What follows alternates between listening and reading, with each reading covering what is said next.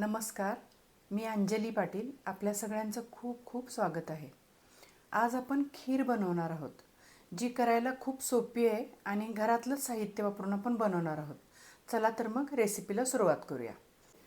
त्यासाठी अर्धी वाटी हरभरा डाळ घेतलेली आहे आणि अर्धी वाटी साबुदाणा घेतलेला आहे. हे दोन्ही स्वच्छ धुवून भिजत घालायचं आहे आपल्याला. 4 तास तरी भिजत ठेवा.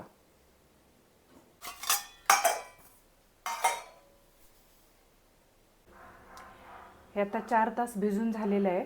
हे ह्या पाण्यासहित कुकरमध्ये घालायचं, दोन्ही एकत्र करायचं आणि 3 शिट्ट्या द्यायच्या.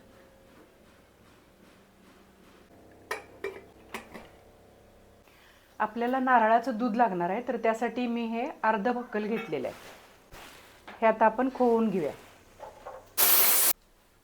आता ज्या भांड्यामध्ये खीर करायचे ते भांडं गॅसवर ठेवून घेतले, गॅस लावून घेतलेलं आहे.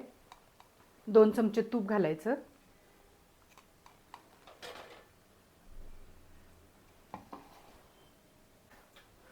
तूप थोडं गरम झालं की ड्रायफ्रूट टाकायचे.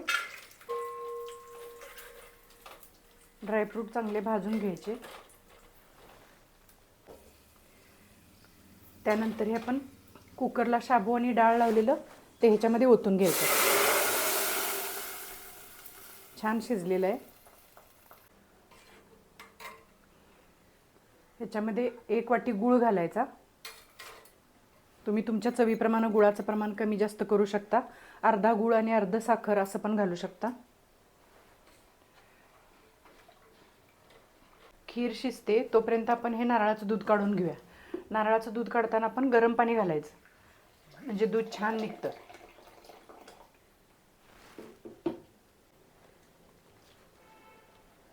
दुसऱ्यांदा फिरवून घेतलं गरम पाणी घालून. आपल्याला सगळ्यांना माहिती आहे हे, पण नवीन जे मेंबर आता कुकिंगमध्ये आलेले आहेत त्यांच्यासाठी हे मी परत परत सांगत असते. आता ह्याला छान उकळी आलेली आहे. आता आपण हे दूध घालून घेऊया त्याच्यात.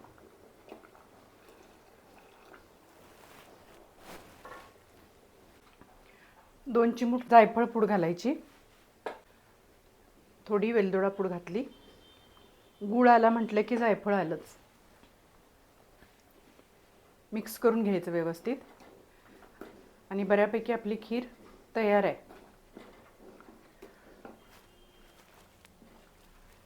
ही खीर गोव्याला जास्त करून करतात. छान अशी झालेली आहे बघा.